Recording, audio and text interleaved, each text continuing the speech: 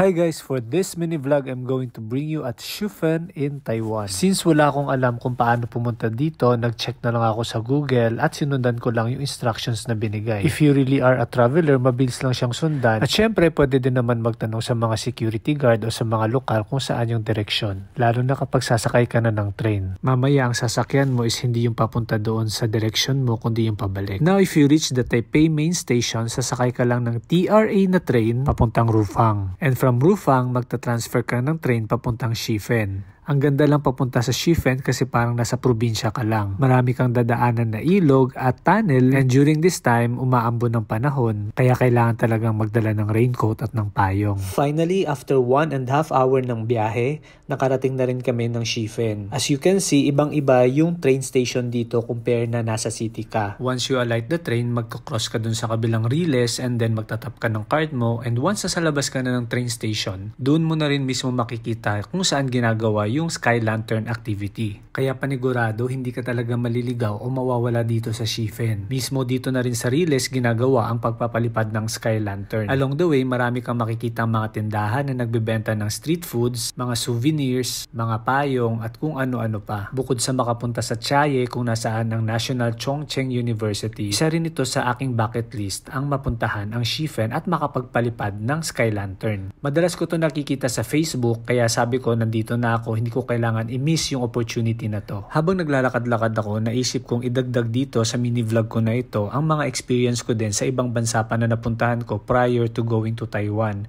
That is just 5 days ago. By the way pala, nung March pumunta ako ng Thailand kasama ang family. Kapag gusto mo ng shopping at magagandang mga fashionable na damit, Thailand ang pupuntahan mo dapat. Pero kung gusto mo naman ng activities, sightseeing at konting shopping, pumunta ka ng Hong Kong. And since nasa Hong Kong ka na, take the chance to go cross the border going to Macau. Sa Macau, wala naman masyadong ganap doon, bukod lang doon sa ruins at saka sa mga casino. So I think balikan is okay na. So ito na nga, sa halagang 250 NTD, that's around 450 pesos, ginawa ko na nga yung pagpapalipad ng Sky Lantern. And isa ito sa mga bagay na masasabi mo talagang once in a lifetime experience mo. You can choose between one color, pero ako pumili ako ng 4 color. Kung napapansin nyo, lumabas pa ako para mabasa kung ano yung mga representation ng bawat color. So ito na nga yung isa sa mga pinakamagandang gagawin kapag nagpapalipad ka ng Sky Lantern, ang susulatan ng mga wishes yung Sky Lantern. Syempre, dinamay ko na rin yung mga kapamilya ko na hindi ko kasama sa trip na to. So lahat ng wishes na gusto kong mangyari this 2024, and since malapit na rin ang Chinese New Year, that's on February 10 to 11, sinulat ko na ang lahat ng gusto kong mangyari sa buhay ko. Syempre, si Lodi pa rin makakapagsabi kung ibibigay niya yun sa akin. And don't worry kasi i-assist ka na rin ng lokal na pinagbilhan mo ng Sky Lantern sa pagpapalipad nito.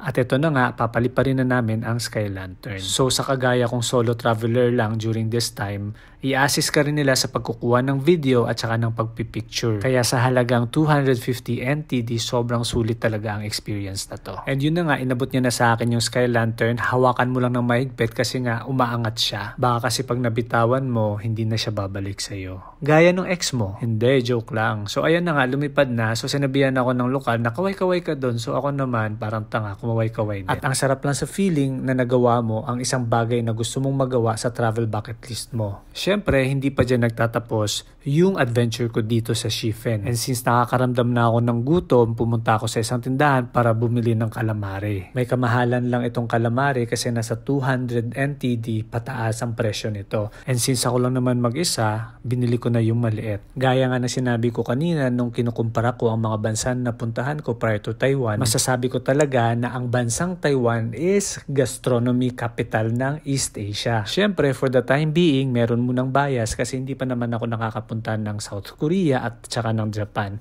and that would be on my next travel list. Ngayon, pupunta na ako ng Shifeng Waterfall. Sabi nila, diretsohin ko lang daw yon since wala namang tao, dumiretso na ako. Going to that area, marami palang daan papuntang Shifeng Waterfalls.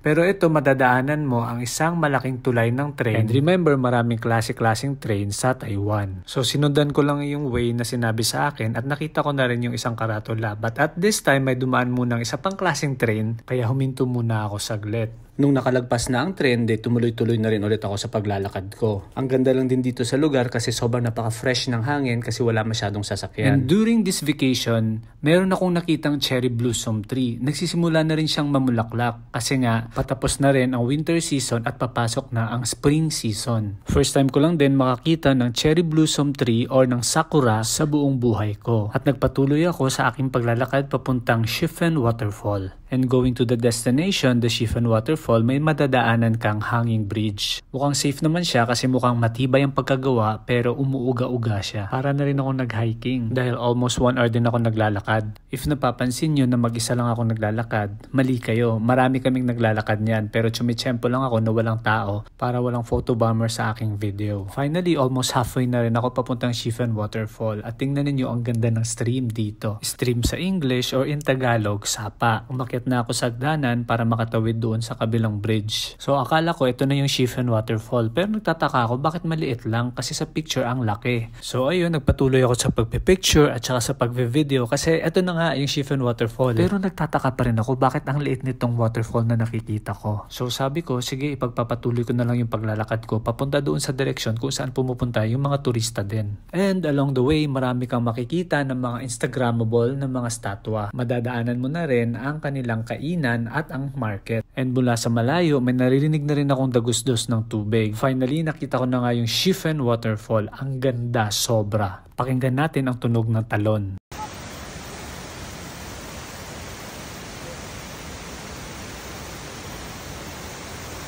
At dahil sa sobrang relaxing ng lugar, medyo nagtagal ako ng konti dito. In-enjoy ko yung view at yung tunog na naririnig ko mula sa talon. And then, nakakaramdam na rin ako ng gutom so bumili ako ng Taiwan hotdog sa halagang 60 NTD. Nung pabalik na ako, may daanan ako sa Shifen Old Street na isang maliit na tindahan ng Black Tea Egg. Isang pagkain na street food mula sa Taiwan. Mukhang sikat itong si Nanay kasi nga behind her back maraming mga pictures na nakapaskil at nakadikit na kasama ang mga sikat na tao siguro sa Taiwan. And also, sobrang bait ni Nanay kasi hindi nga kami magkaintindihan sa binibili ko.